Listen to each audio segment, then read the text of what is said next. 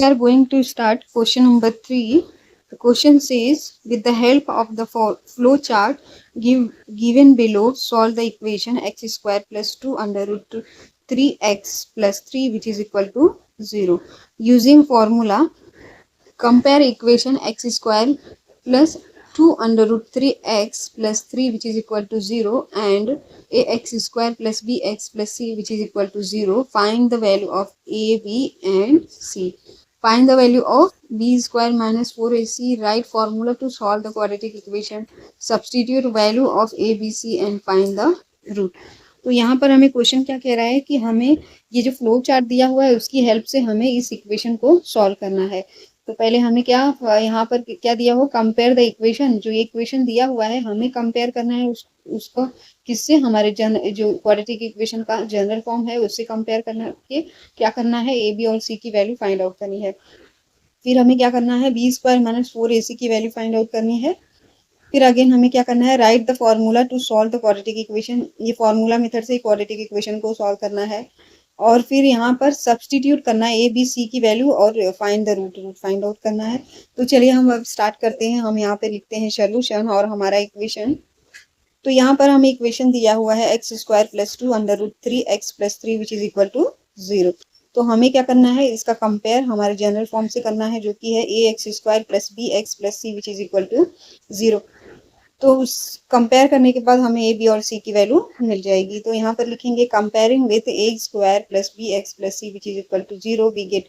तो यहाँ पर बेटा हमें ए की वैल्यू क्या मिल जाएगी, 1 मिल जाएगी और बी की वैल्यू 2 अंडर रूट 3 मिल जाएगी और सी की वैल्यू क्या है, यहाँ पर 3 है जो कि हमारा कांस्टेंट टर्म है।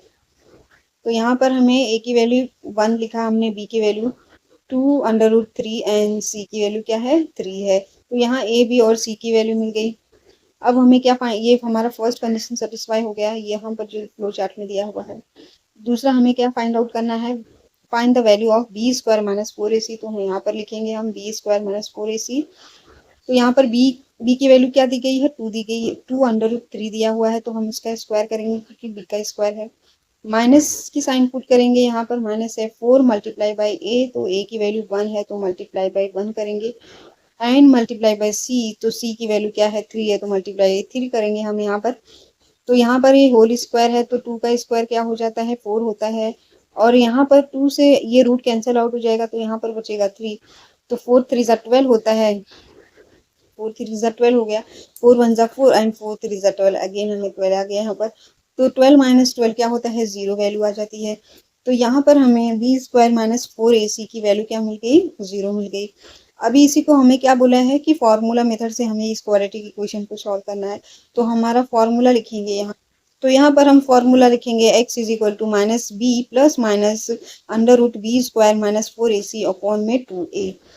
तो यहाँ पे b की वैल्यू क्या है, b की वैल्यू 2 अंडर रूट 3 दी गई है तो ये माइनस है।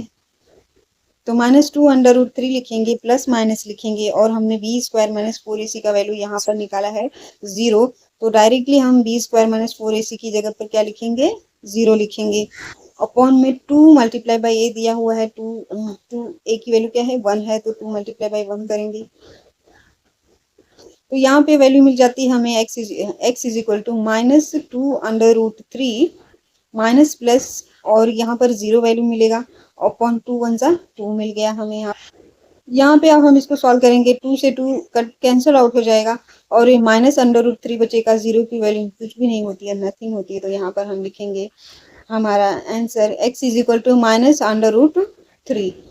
तो अब हम फाइनल आंसर लिखेंगे, the root of the given quadratic equation is minus under root 3। यहाँ पर होता है हमारा third question complete. I hope student आप सबको ये समझ में आया होगा। If you like the video please like share and subscribe. Thank you.